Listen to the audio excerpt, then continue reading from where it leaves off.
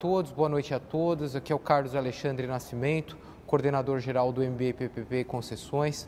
É uma grande satisfação poder fazer mais um episódio da TV PPP.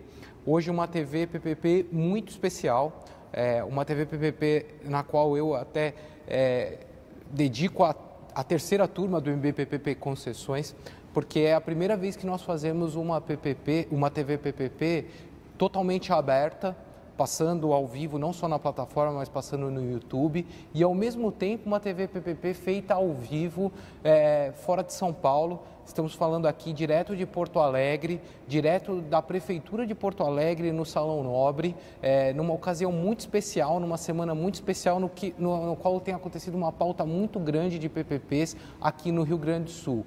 E essa TV PPP é tão especial também porque tem aqui a presença hoje, o nosso entrevistado, o Bruno Vanuzzi, que é o secretário de Parcerias Estratégicas da Prefeitura de Porto Alegre, e o Bruno, que é um ex-aluno da primeira turma do MBA PPP, participou e se formou dessa primeira turma. Então, para a gente, Bruno, é uma grande satisfação tê-lo conosco. Eu agradeço muito por ter aceitado o convite para ser o entrevistado dessa TV PPP de hoje. Obrigado, Carlos.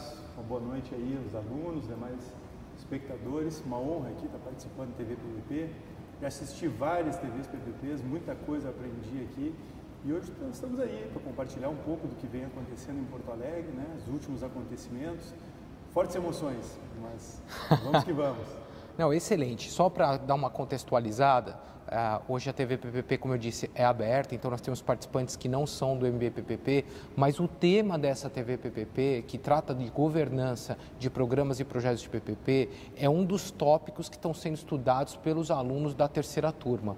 Os alunos da turma 2 e da turma 1 que estejam assistindo já tiveram essas aulas, mas a ideia de hoje é realmente poder trazer uma discussão não só estratégica, mas também prática da experiência aqui de Porto Alegre. O Bruno tem tido experiência, inclusive, de falar em eventos sobre esse tema da governança, e eu acho que é um pouco sobre isso que nós vamos discutir hoje. Essa semana aqui, na segunda-feira, o governo do Estado do Rio Grande do Sul lançou o programa de parcerias do Estado, o RS Parcerias, mas hoje, particularmente, para a Prefeitura de Porto Alegre, foi um dia importante, né, Bruno? Foi um dia que aconteceu a audiência pública da PPP de iluminação pública aqui da Prefeitura de Porto Alegre, certo? Puxa, hoje foi uma audiência importantíssima, uma etapa, um dos marcos mais importantes de um projeto como esse. Nós estamos aí com consulta pública ainda na rua. Consulta pública vai até dia 2 de abril e passando consulta pública, aí nós temos as respostas, atualização de contrato, de minuta digital e licitação definitiva. Isso aí para coroar um trabalho aí que já começou há bons 18 meses, talvez, com o BNDES, mas que está muito sólido. Estamos aí com bastante confiança no trabalho e a consulta pública e a audiência pública, principalmente hoje, foram aí bastante gratificantes. É legal. Não, excelente. Nós vamos explorar aqui, vocês podem, quem está assistindo, fazer perguntas.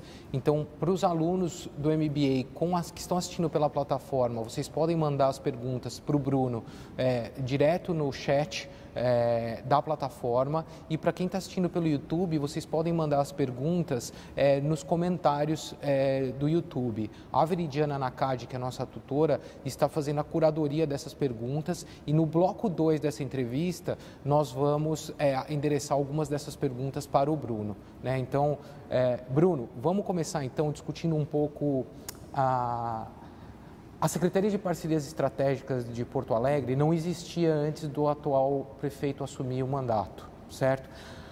A ideia, eu gostaria que você contasse um pouco para a gente como foi a experiência sua em criar essa estrutura de governança de projetos de infraestrutura na modalidade de PPP, de concessão, de parcerias de uma maneira mais ampla aqui na cidade. Bom, ter uma estrutura em nível de secretaria, com parcerias estratégicas, concessão, PPP, terceiro setor, realmente é algo que pode ser um diferencial para um município, para o governo estadual. Eu venho de unidade estadual de concessões e PPPs. Então, passei um pouco dessa experiência lá, de visualizar como é que é essa inter-relação entre uma unidade de PPPs e secretarias setoriais e uma secretaria mesmo, com o mesmo status que as secretarias setoriais, é algo que dá uma acelerada nos processos, né? Isso é algo que dá uma outra autoridade de projeto, que cria uma uma relação hierárquica um pouco mais equilibrada, um pouco mais simétrica entre o proprietário daquele ativo, daquele serviço público e quem está estruturando o projeto. Que vocês que estão aí assistindo, que trabalham aí com unidade de concessão e PPP, que são consultores, muitas vezes sentem essa resistência que existe por quem está lá na ponta, né? Então, às vezes a gente está trabalhando alguma PPP numa área sensível, numa área social e os secretários não compreendem muito bem o projeto, às vezes os próprios técnicos não compreendem muito bem o projeto. Mas especificamente na nossa secretaria, o primeiro desafio é montar uma equipe equilibrada. Eu acho que assim, o fato de eu já ter ingressado na prefeitura do meio para o fim do nosso curso, né, do MBA, eu já tinha uma consciência bem formada de todas as competências que eram necessárias e formar um time que tenha jogadores certos para cada posição realmente é um xadrez, é montar uma equipe que tenha, desde aquela pessoa que faz o trabalho jurídico, estritamente jurídico, que é a minha formação, até uma pessoa estritamente econômico-financeiro, pessoas que tenham uma visão técnica, tem que ter gente da área de engenharia e, claro, todo mundo que vai trabalhar com essa área tem que ter uma visão transversal, tem que ter uma visão multissetorial, não pode ser aquela pessoa que só pensa no aspecto jurídico ou só pensa no aspecto econômico. Então, não basta ter os profissionais das áreas corretas, mas eles têm que ter um perfil pessoal de interesses que seja muito específico. Por isso que eu acho que esse é um mercado tão fascinante, porque a gente consegue dialogar advogado, engenheiro, economista, administrador, todos numa mesma linguagem. Uma coisa que, na nossa realidade de administração pública, é muito incomum. Né? Eu venho de Procuradoria do Estado, e o Procurador do Estado, em geral, tem até uma certa rixa, mas mais de brincadeira, com o auditor da Fazenda, porque são visões de mundo muito diferentes. Mas quando essas pessoas se transportam para o mundo de concessões e PPPs, parece que todo mundo começa a se entender. Então, tem que ter um profissional para cada uma dessas áreas, eu sempre digo que é um tripé, nós temos que ter ali bons profissionais na área jurídica, na área de engenharia para análise de custos, análise de viabilidade e na área econômico-financeira para montar o projeto. E as pessoas têm que ter uma boa compreensão das áreas dos demais. Esse desafio de montar foi muito difícil aqui na Prefeitura. A Prefeitura de Porto Alegre tem uma estrutura remuneratória muito vinculada com o órgão de lotação. Inclusive, no trabalho de conclusão do MBA, esse foi um tema abordado, de que, tradicionalmente, algumas secretarias nos órgãos públicos têm gratificações de lotação. Então, Secretaria de Planejamento, Secretaria de Fazenda, Procuradoria, têm remunerações diferenciadas e acabam atraindo os bons talentos da Prefeitura. E quando se cria uma nova estrutura, é importante cuidar disso. Talvez esse tenha sido um dos temas que acabou ficando para trás na nossa estruturação. Nós conseguimos suprir essa deficiência atraindo muita gente de fora e fizemos uma captação aí de talentos bem interessante. Nós temos aí uma pequena Torre de Babel na Secretaria. A Secretaria com 15 servidores, desde do apoio administrativo até o secretário. E nós temos colegas de São Paulo, do Rio de Janeiro, de Minas Gerais, tivemos colegas de Pernambuco. Então, isso também é interessante, né? Que esse é um mercado nacional. Os projetos são locais, mas o mercado é nacional. Mas é isso, assim, foi um desafio interessante. Hoje a Secretaria está madura, né? Sempre existe uma certa rotatividade, porque é um mercado efervescente, e manter a equipe sempre funcionando com essas substituições, sem solução de continuidade, hoje tem sido também um grande desafio. Não, isso é interessante, você fala que são 15 servidores, né?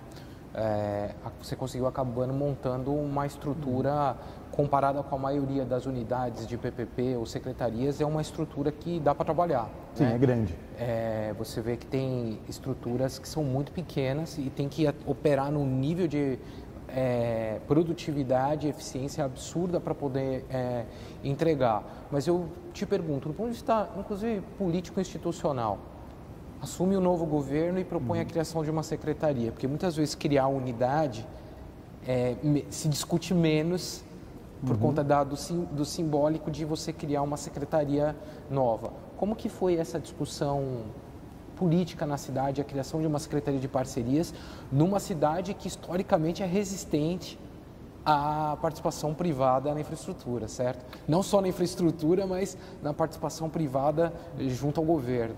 É interessante, assim, a tua colocação, porque realmente Compreender o escopo ideal de uma secretaria como essa é uma etapa de aprendizado. Existe uma curva de aprendizado sobre o que uma secretaria deve tratar. E quando a gente fala aí de parceria público-privada, o segmento político muitas vezes não tem a correta compreensão do que a gente está falando. Então, concessões e PPPs são projetos estruturados, são projetos capital intensivo, contratos de longo prazo, e nem sempre isso é corretamente compreendido. Então, há às vezes um descompasso de expectativa entre o segmento político, entre as secretarias e o que a própria equipe está se propondo. Nós temos aí em torno de 9 técnicos que lidam desde projetos de iluminação pública, saneamento, resíduos sólidos, estruturação de parques, projetos greenfield, até projetos como adoção de ciclovias, adoção de praças, projetos às vezes de doação de mobiliário. Então, como fazer que uma secretaria tenha a eficiência ótima da sua equipe? Porque a decisão de montar uma secretaria específica para parcerias é uma decisão absolutamente correta, mas uma decisão que gera muita expectativa. Precisamos apresentar resultados. E acho que módulo 2 ou módulo 3 do curso, nós tivemos uma aula, acredito que foi com o Marco Siqueira, e ele trouxe um dado sobre projetos de concessão e PPPs do Banco Mundial ou do BID, acho que foi do BID, falando de ciclo de estruturação de 18 a 24 meses na média.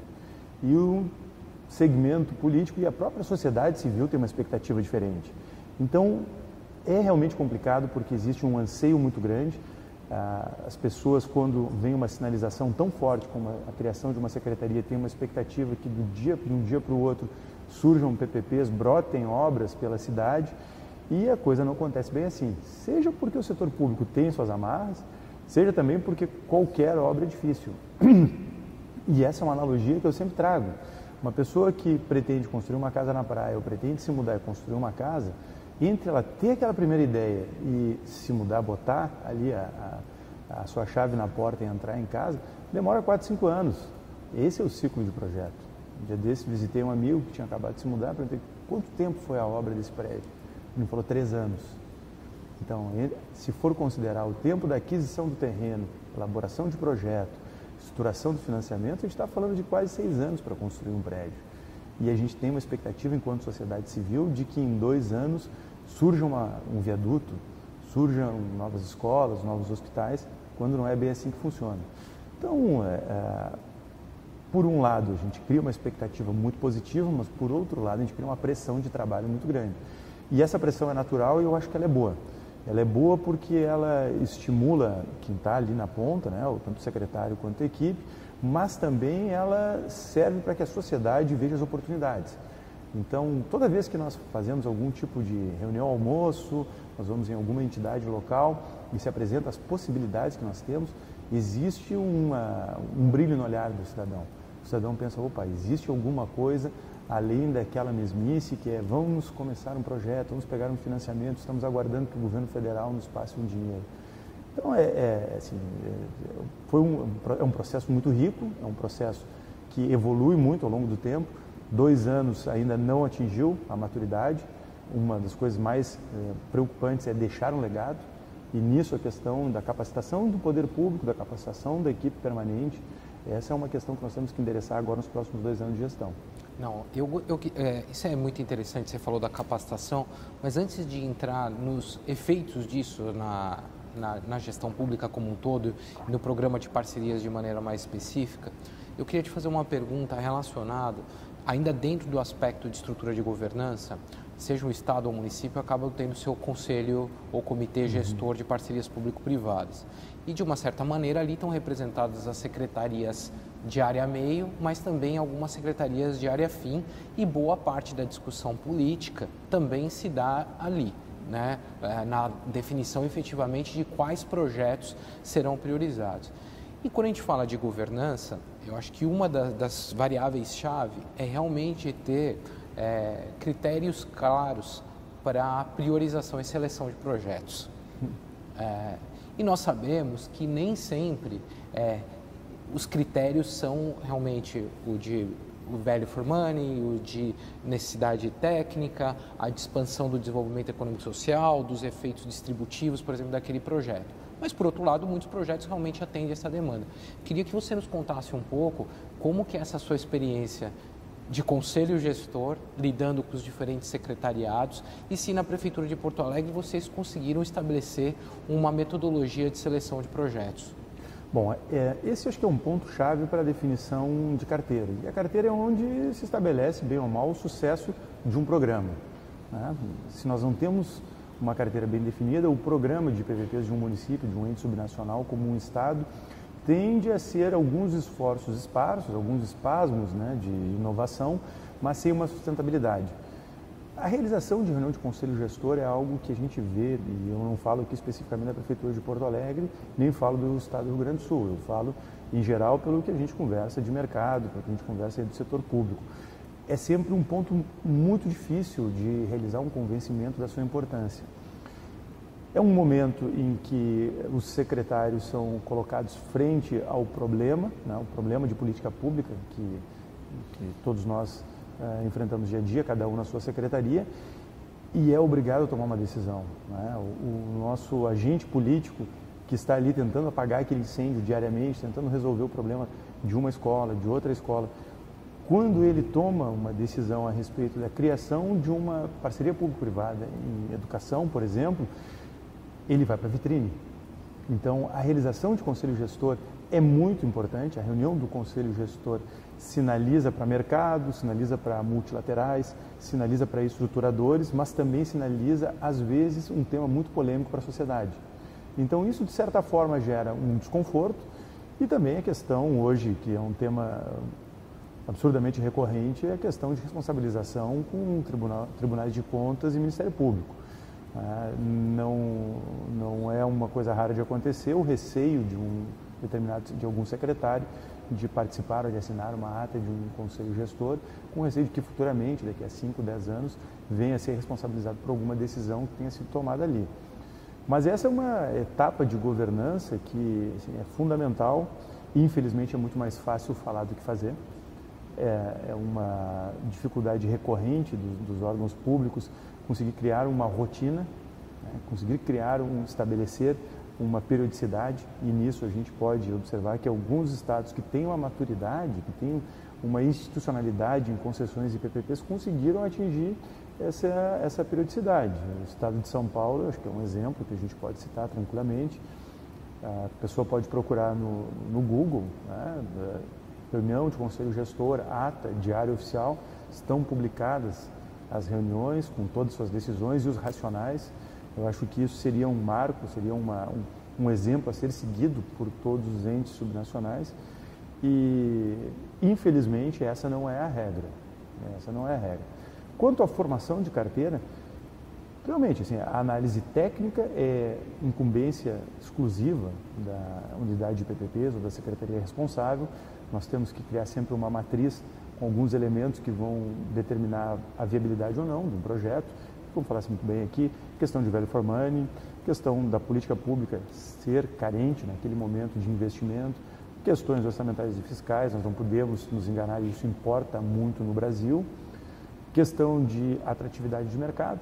O nosso mercado não é um mercado maduro em vários setores, ao contrário do Reino Unido, que tem 700 contratos, o governo do Canadá, em todos os seus níveis, que tem contratos nas mais diversas áreas. O Brasil ainda está muito segmentado, né? Tem algumas áreas extremamente maduras, outras áreas que são ainda muito iniciantes.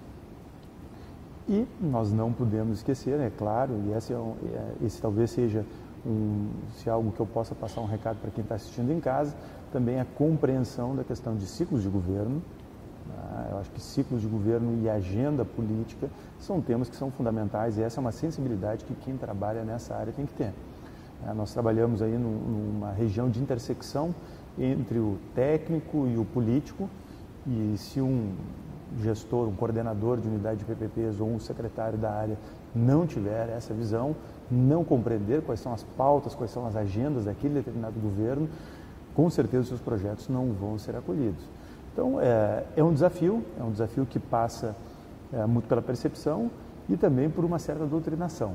Nós temos que fazer uma constante doutrinação, que as reuniões são importantes e são momentos muito ricos. São momentos em que há uma possibilidade até de acelerar o conhecimento dos outros secretários. Porque no mundo ideal nós sabemos, assim, o projeto, a estruturação de um projeto de PPP não necessitaria obrigatoriamente de uma unidade especializada. Mas isso é uma coisa num horizonte daqui a 10, 20, talvez até 30 anos. Hoje nós precisamos das competências e essas competências têm que ser compreendidas. Então, uma das coisas que eu sempre recomendo é quem for trabalhar, quem for liderar uma equipe dessas, que tenha treinado várias vezes num gravador, num espelho, a construção da narrativa e a explicação das principais razões pelas quais se deve adotar esses projetos, essa modelagem de projetos, e como que isso transfere valor para uma política pública de um secretário setorial. Porque o secretário setorial, claro, ele quer o maior impacto possível com a menor polêmica possível, a não ser que ele seja realmente alguém que se nutre da polêmica. Mas no mais das vezes, a intenção de um secretário é que ele tenha uma gestão o mais tranquila possível com os melhores resultados. E uma das formas de fazer... Até porque a gestão do contrato é dele, né? Até porque a gestão posterior do contrato é dele. E bem ou mal, isso um amigo nosso comentou comigo alguns anos atrás, sempre que a gente pensar num projeto e a gente tiver dúvida se vai precisar de uma lei, é porque vai precisar.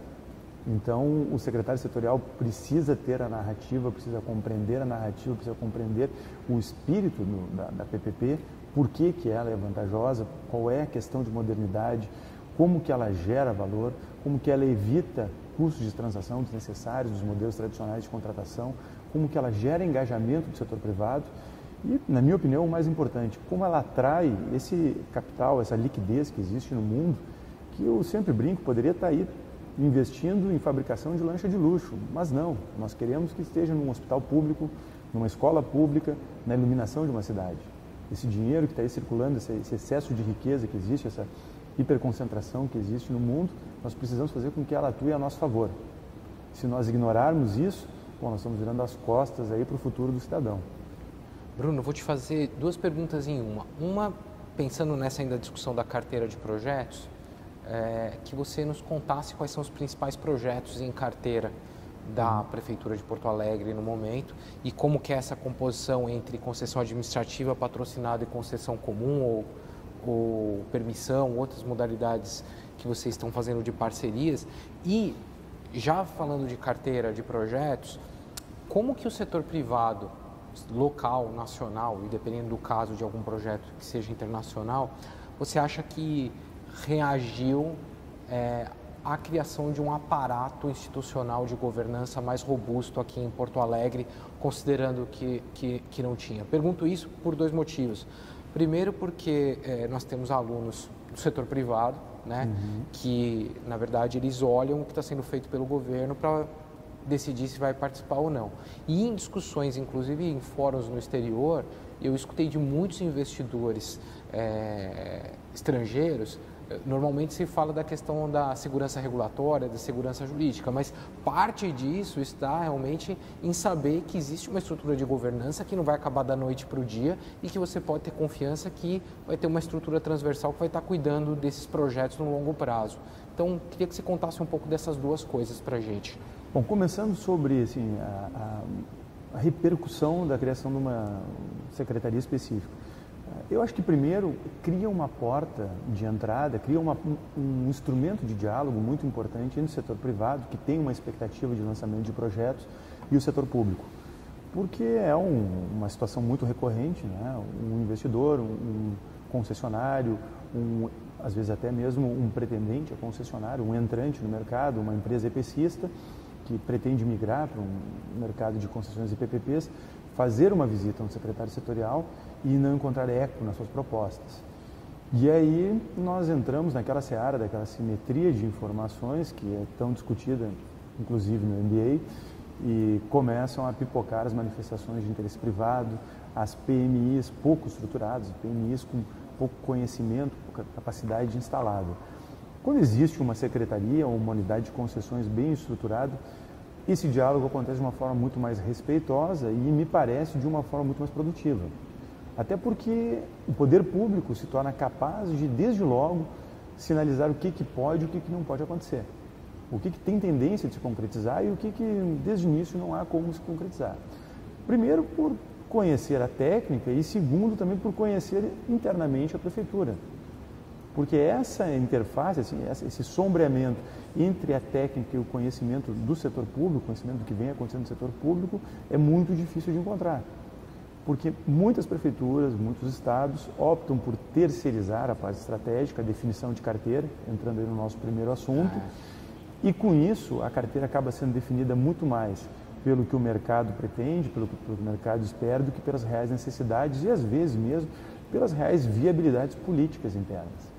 Então nós temos que sempre ter presente que, e isso não é uma crítica a nenhum setor, mas uma mera constatação, algumas estruturas estão mais preparadas a desenvolver projetos, algumas secretarias, alguns ramos do setor público são mais preparados, talvez por maiores necessidades ou por uma capacitação, ou mesmo às vezes assim por ter as pessoas corretas ali do que outros.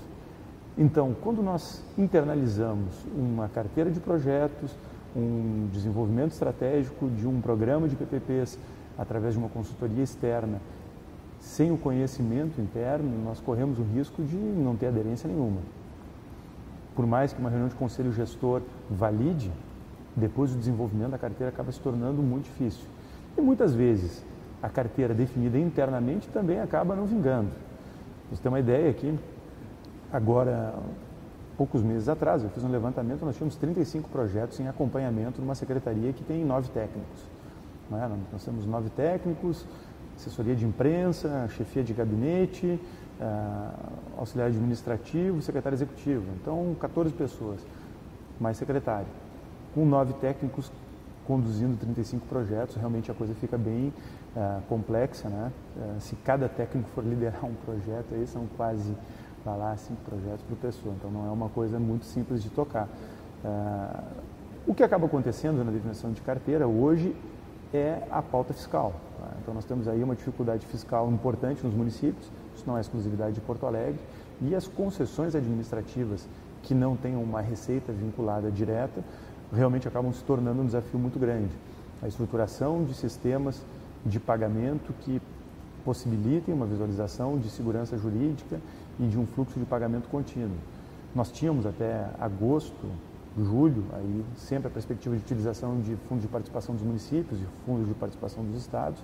Nós tivemos o julgamento aí da ADI 553, se eu não me engano, que foi um julgamento muito preocupante, ainda que o julgamento não tenha sido focado em garantias de PPPs e concessões, foi um julgamento que declarou inconstitucional uma norma do Estado do Rio de Janeiro que destinava 10% do FPE do Estado do Rio para o Fundo de Desenvolvimento Econômico.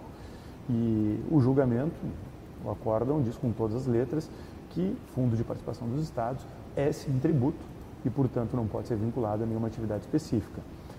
Acredito que esse julgamento ainda sofrerá aí embargos de declaração, acredito que ainda haja algum tipo de revisão do tema, mas no momento nós estamos na geladeira com esse assunto.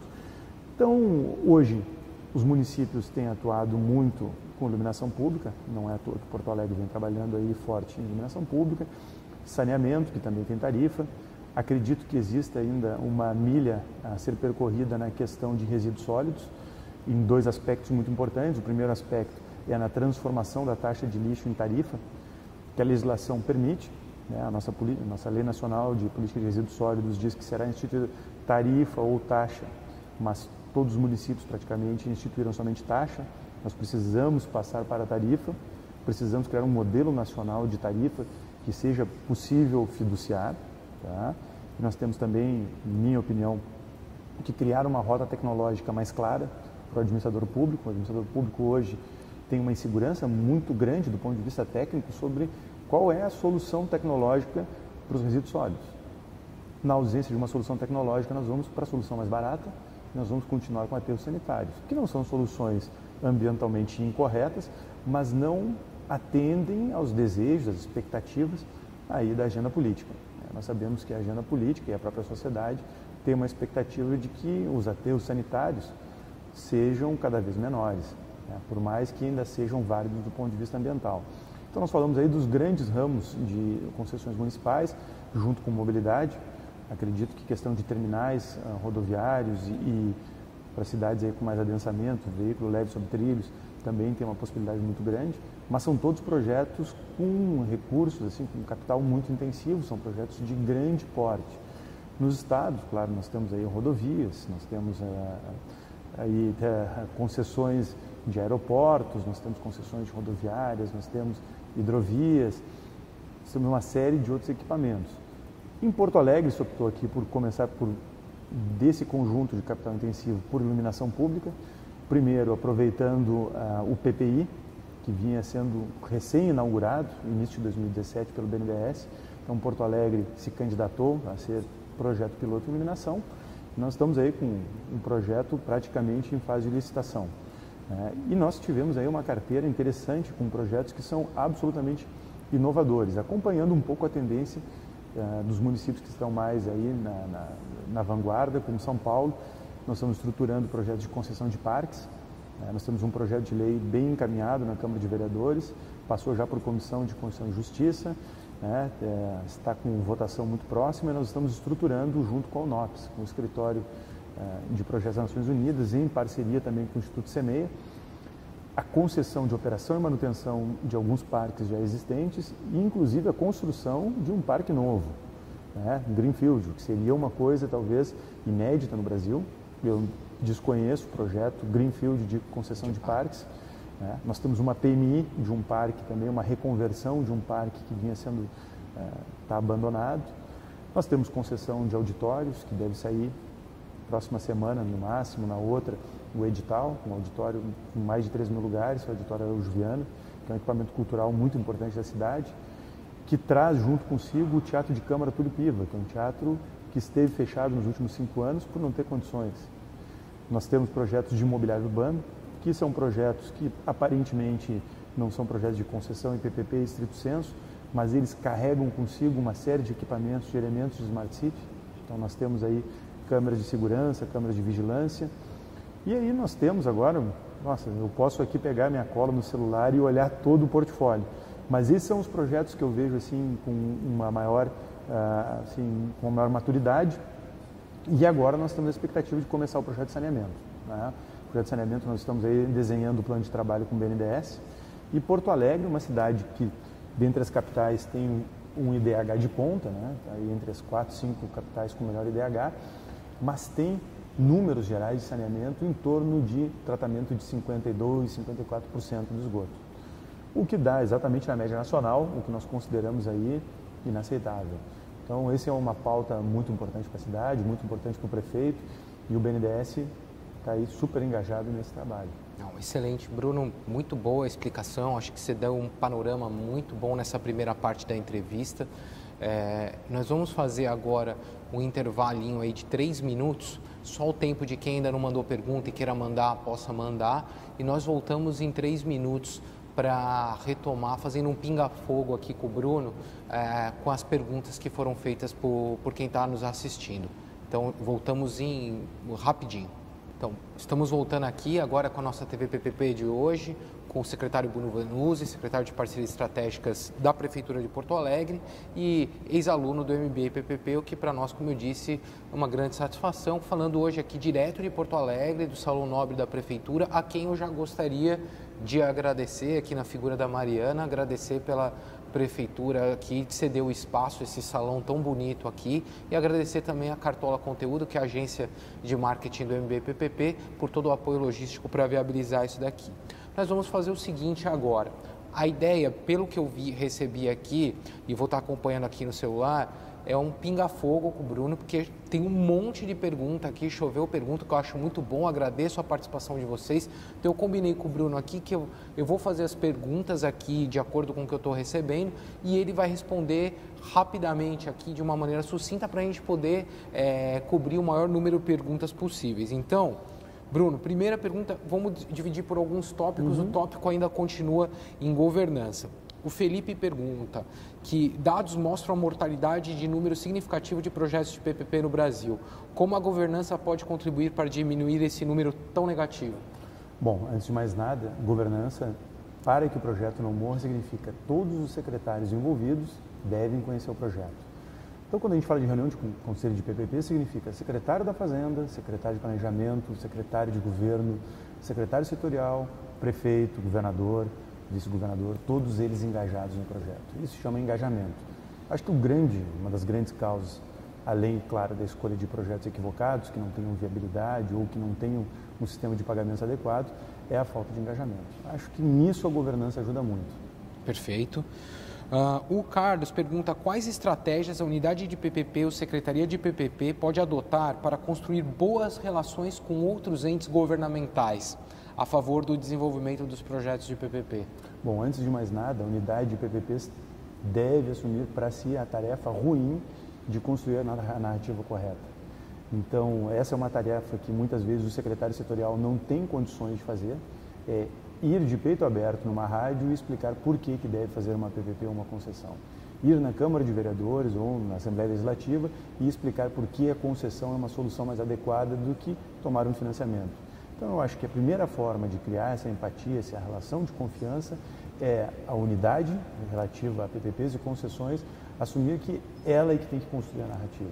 Além disso, claro, tem que estar sempre à disposição, tem que ter técnicos adequados, tem que conhecer o problema, tem que se envolver. A unidade de PPPs que fica ali fazendo um trabalho meramente, às vezes, acadêmico ou técnico e não se envolve na operação, acaba não sendo uma unidade que realmente resolve o problema. Acho que o engajamento é fundamental. Legal. Tem uma pergunta, vamos mudar, pegando o gancho na discussão de unidade de PPP, tem uma pergunta interessante aqui do Alessandro, que ele fala o seguinte: o que levou à escolha da criação da unidade de PPP como secretaria, visto que a literatura internacional apresenta como melhor prática que essa unidade seja vinculada a um órgão central como a Secretaria da Fazenda ou Planejamento, que é o que ocorre em muitos estados mesmo, né, e prefeituras. Então, Secretaria de Planejamento ou Secretaria-Geral de Governo são justamente para conceder o mandato, justamente para conceder o poder transversal de atuar com outras secretarias. A escolha da elevação para um status de secretaria talvez represente um novo momento mais adequado para a necessidade brasileira. Eu acho que a situação fiscal do Brasil, talvez a necessidade de nós revermos um pouco um processo de estatização rápido que a gente passou nos anos 2000, cria essa necessidade. Eu não acredito que tenha sido uma decisão equivocada, ao contrário, acredito que seja uma decisão tecnicamente correta.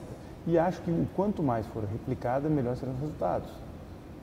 Não, e o status, a força política que tem como secretaria, né? Eu acho que isso diz muito, né? A Alicia fala o seguinte: no Distrito Federal, a unidade de PPPs já passou por algumas secretarias e sua equipe já sofreu muitas modificações. Aliás, verifica-se que esta equipe não é devidamente capacitada. Lícia falando. Esta unidade é competente pela aprovação dos projetos estruturados pelas unidades setoriais. Temos nesse cenário um risco para o sucesso de projetos de PPP no Distrito Federal? E eu acho que isso vale para qualquer outro local, né? Bom, assim, um erro muito comum, na minha opinião, é localizar as unidades de PPPs ou na Secretaria da Fazenda ou na Procuradoria, né? Porque nós damos uma ênfase muito grande ou na questão fiscal ou na questão jurídica, quando o ideal é que nós tenhamos aí aquela tripla abordagem, técnica, fiscal e jurídica.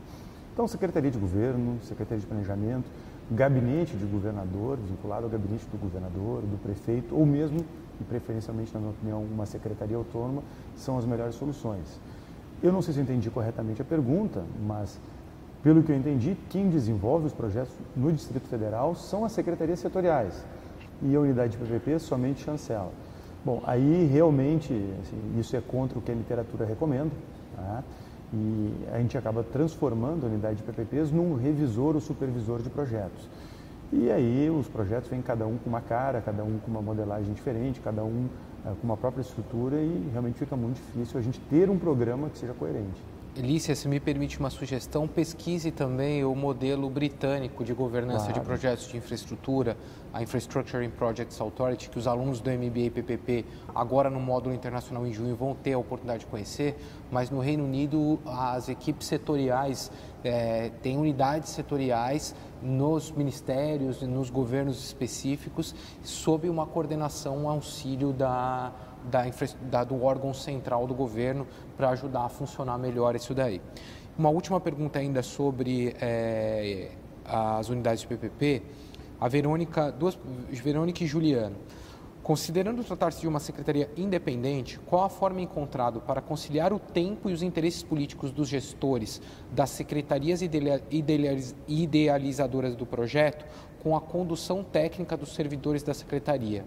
Qual a participação das unidades setoriais na modelagem dos projetos de PPP e concessão e depois no acompanhamento e fiscalização dos mesmos? Acho que ela perguntando pelo caso de Porto Alegre. É uma pergunta super pertinente. Então, cada projeto que é teoricamente, como se diz, programado e iniciado, né, o desenvolvimento do projeto, o processo de estruturação, nós criamos um grupo técnico especial, né, um grupo técnico especializado, que é o GTE, e o GTE é específico para aquele projeto. Então, ali nós temos obrigatoriamente representante de procuradoria, representante de Secretaria de Planejamento, Secretaria de Fazenda, da Secretaria Setorial e 2 ou 3 da Secretaria de Parcerias Estratégicas. Os demais estão ali para validar alguns dados e algumas definições que vão ser obrigatórias, como, por exemplo, algum comprometimento de receita, alguma renúncia fiscal, alguma mudança de escopo em termos de contratação de pessoal futuro. Então, é necessário ter esses integrantes e a Secretaria específica de estruturação de projetos vai ser a secretaria que vai dominar a técnica. Então, as secretarias que estão gravitando nos projetos e que são as responsáveis pela política pública têm o papel de fornecer os dados e de validar as decisões. Mas a Secretaria de Estruturação de Projetos, essa sim que está em peso. Perfeito. Vamos entrar agora numa discussão sobre equipe e acompanhamento. E por falar em equipe, eu queria saudar inclusive todos os alunos do MBA-PPP aqui do Rio Grande do Sul, que estão na prefeitura, né? Tem na sua secretaria, tem a Denise, tinha o Fernando, saudar os Tribunal de Contas, os que estão no governo do estado, o pessoal do setor privado. Então, tem bastante gente aqui em Porto Alegre, no estado do Rio Grande do Sul, e a equipe é muito importante, a gente fica feliz de ver isso prosperando. Alberto fala sobre a composição da unidade da PPP em Porto Alegre. Gostaria de saber se os servidores da unidade ocupam cargo efetivo ou em comissão e, nessa hipótese, o que poderia ser feito para a manutenção da equipe, mesmo com a mudança de governo? Esse é um problema nosso. Nós temos um cargo efetivo, nós temos um servidor que é cargo efetivo da prefeitura e 8 desses técnicos que são cargos comissionados. Então, nós temos um problema, nós estamos trabalhando aqui numa tentativa de fazer uma capacitação de técnicos da Secretaria de Fazenda, Secretaria de Planejamento e uma ou outra Secretaria Setorial para criar uma capacidade instalada. E a melhor forma de atrair profissionais de quadro permanente é o nivelamento de remuneração. Então, aquilo que nós vimos falando no início, muitos órgãos públicos possuem gratificações por lotação. Essa é uma mazela, talvez, um tanto quanto já tradicional nos setores públicos, criar em algumas secretarias gratificação de 50% por lotação para tentar atrair os melhores quadros e às vezes se esquece de incluir a área de estruturação de projetos nisso. É algo bastante comum e isso é um problema recorrente e nós temos aí que sempre endereçar alguma solução para isso, estamos trabalhando. Ótimo. O Henrico fala que você mencionou uma equipe de 15 servidores na secretaria.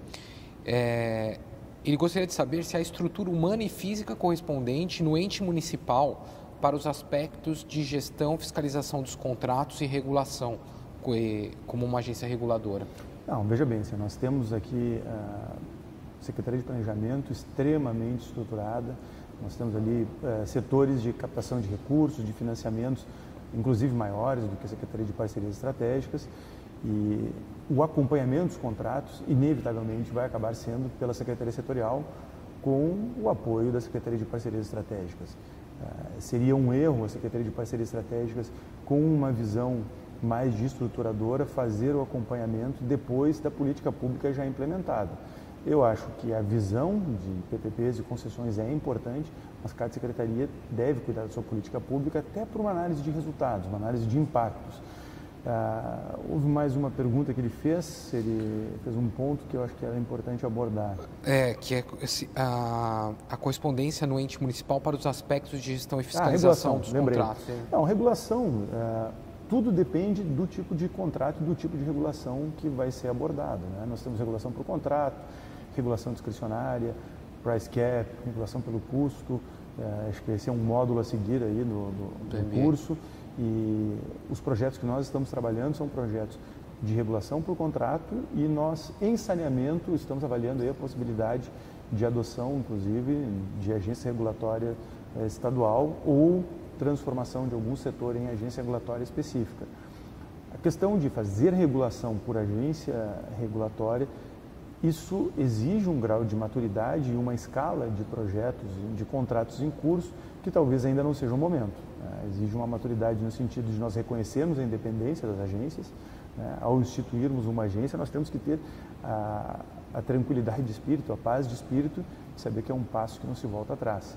Uma agência regulatória, a partir da sua instituição, deve ter sua vida própria, até para que não seja um mero sucedâneo aí do poder concedente. Então, por enquanto, estamos trabalhando com regulação por contrato. Olha, tinha ainda mais algumas perguntas sobre a parte de equipes e o acompanhamento, mas eu vou dar uma acelerada aqui por conta do horário e tocar em outros assuntos. E depois, Bruno, se me permitir compartilhar essas perguntas não feitas com você e a gente tentar continuar, pessoal, a manutenção dessa discussão nos fóruns, nesse novo processo de dinamização dos fóruns que nós estamos fazendo no MBA PPP. Vamos falar um pouco aqui sobre forma de atuação. E aí, falando aqui um pouco de PMIs, Juliana pergunta se o município de Porto Alegre tem conseguido bons resultados. A Flávia, quais as maiores dificuldades enfrentadas pela Secretaria no recebimento das PMIs?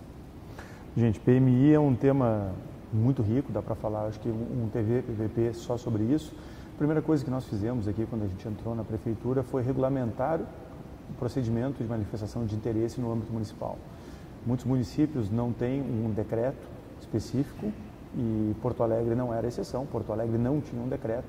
Nós tínhamos um histórico aí de umas 6, 7 PMIs ao longo da década passada e essas PMIs, cada uma havia sido feita de um jeito, com uma governança realmente casuística e com um procedimento totalmente casuístico. Criamos um decreto que aproveitou muita coisa da experiência do decreto federal, do decreto do Estado de São Paulo, que é um decreto interessante, acho que é 61371, o número, e o decreto federal 8245, 8425.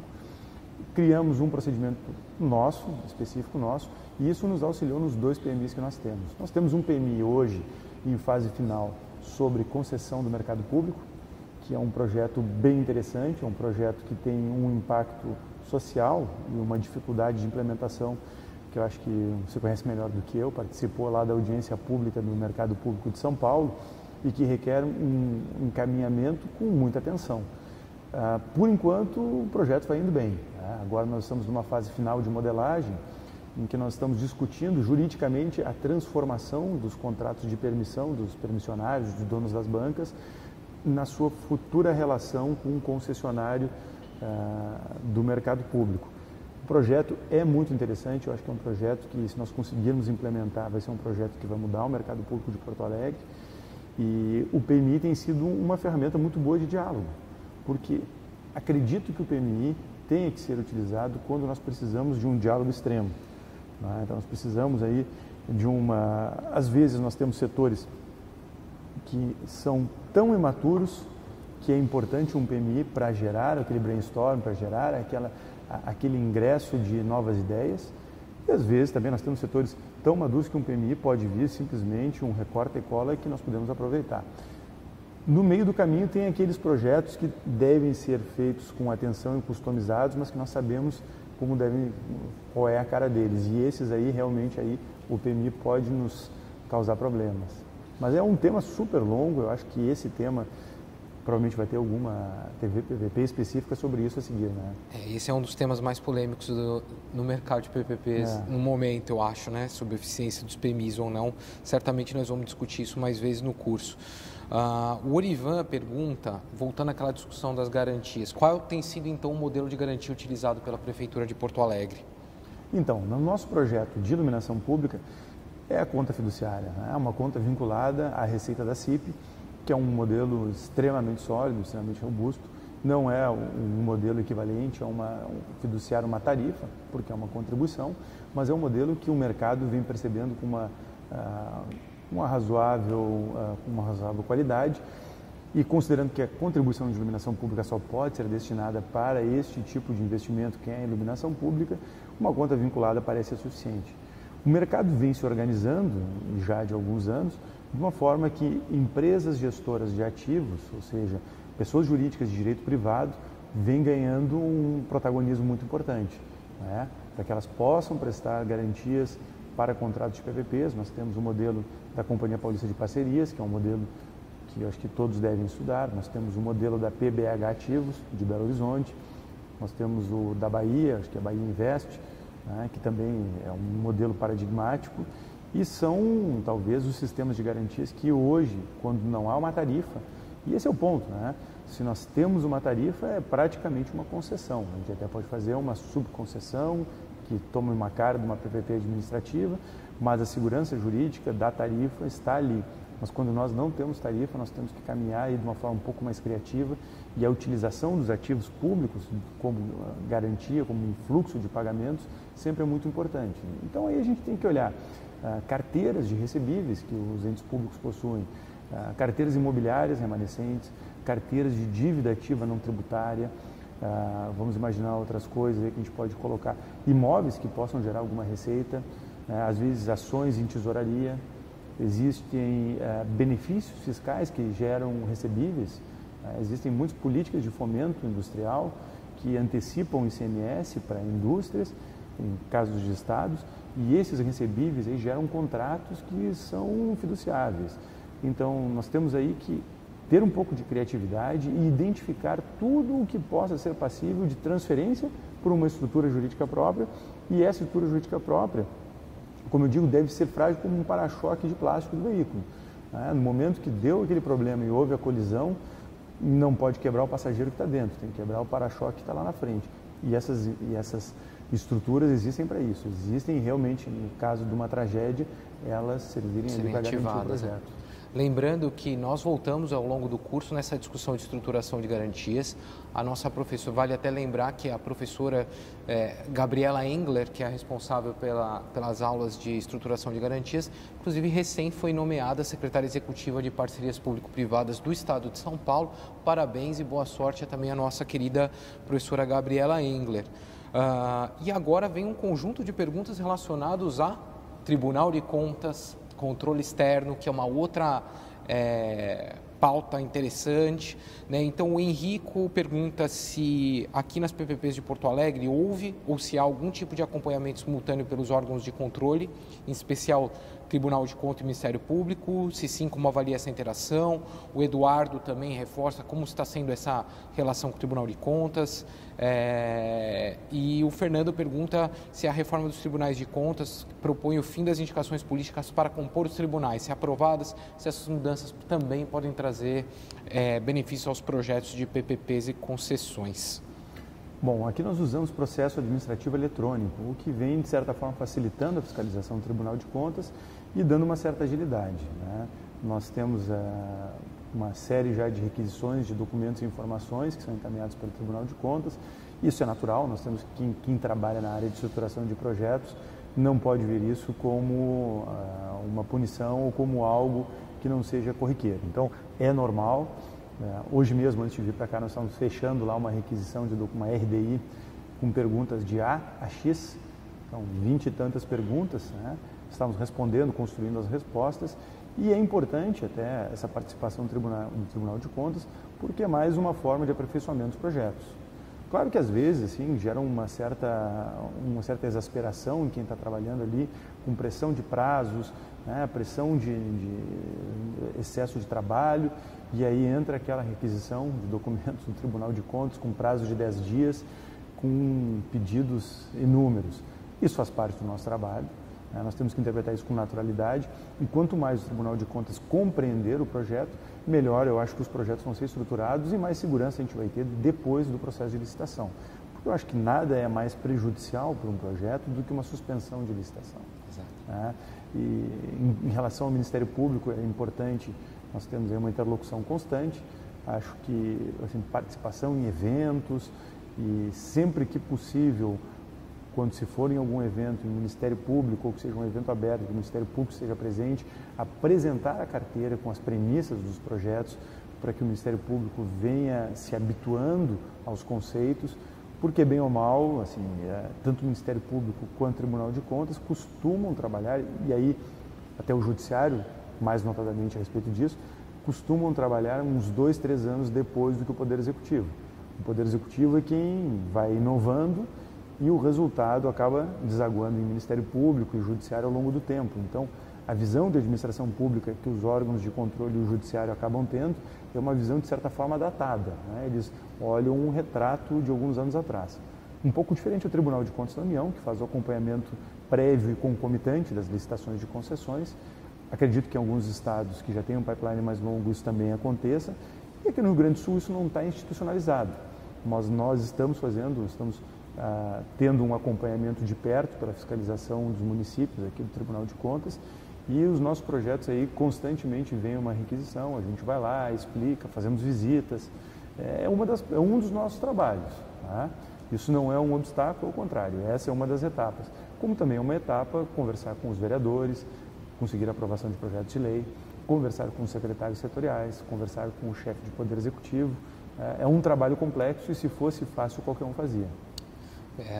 Só um testemunho, Bruno. Hoje eu estive na parte da tarde no Tribunal de Contas do Estado do Rio Grande do Sul, tive uma conversa com o conselheiro Pedro Figueiredo e também com a equipe do Tribunal de Contas, lá com o Sandro Berg, da Escola de Contas, e a equipe de fiscalização em diversas áreas, e senti muito interesse, muita boa vontade, muita vontade de se capacitar para esse diálogo, e eu acho que essa é uma cruzada importante junto aos tribunais de contas, órgãos de controle, para melhorar o ambiente, para se fazer PPPs e concessões. E lembro também que está em produção nesse momento a disciplina de controle externo em PPPs e concessões, uma parceria do MBA-PPP com o Tribunal de Contas da União, que a gente espera que também venha ajudar a colocar essa discussão num patamar adequado para fortalecer essa discussão e também auxiliar nessa redução de assimetrias aí de informação entre o executivo e controlado e controlador, né? Indo já para a reta final, já estamos bem adiantados, eu queria fazer uma pergunta que fecha aqui um pouco sobre value for money, avaliação de desempenho dos contratos e lições aprendidas. Então, a Fabiana, ela fala que, pelo que ela entendeu, a escolha de projetos para compor uma carteira devem passar pela análise de value for money. Qual o nível de maturidade dessa análise por parte dos estados e municípios que pretendem adotar as PPPs? Essa é uma pergunta da Fabiana. E o Antônio fala como é feita a avaliação de desempenho dos contratos firmados em Porto Alegre no que tange as metas pactuadas. Eu imagino aqui como será isso daí, né? Perfeito. Não, vamos lá, gente. Assim, questão do value for money, nós temos aquela análise na etapa de pré-viabilidade, né? Nós temos que ter aí um pouco de sensibilidade e um pouco de análise do track record do setor, né? Nós temos que conhecer o setor, que nós vamos estruturar um projeto e tentar compreender o que já foi feito e aí de lições aprendidas, né? A gente tem que conhecer o setor. Então não vamos fazer uma PPP num setor em que jamais houve algum tipo de PPP, sendo essa talvez uma das primeiras iniciativas de uma carteira. Então tem que ter esse cuidado. Ao longo da estruturação do projeto e aí na elaboração dos relatórios econômico-financeiros, aí sim se há o aprofundamento do estudo de value for money, e é uma das partes assim, mais complexas do projeto, em que se faz toda uma simulação de como seria uma contratação tradicional, EPCista, mais os custos de manutenção, mais os custos escondidos de transação e também as externalidades. Acho que é uma coisa importante colocar. O value for money não é uma análise exclusivamente econômico-financeira. Quando a gente olha um value for money que indica como positivo um resultado de 20, 30 milhões de reais, me parece que está faltando uma parte importante aí, que é a questão do resultado da externalidade social. Se nós trabalharmos somente a questão fiscal, nós estamos abordando, talvez pelo lado equivocado, o tema. E isso é uma coisa que eu sempre reforço bastante, que se nós visualizarmos concessão e PPP como apenas uma forma de aliviar o caixa do poder público, de trazer infraestrutura para o cidadão num ambiente de escassez de recursos, nós estamos esquecendo dos incentivos, dos níveis de serviço, dos alinhamentos de interesses e até da origem da expressão parceria público-privada.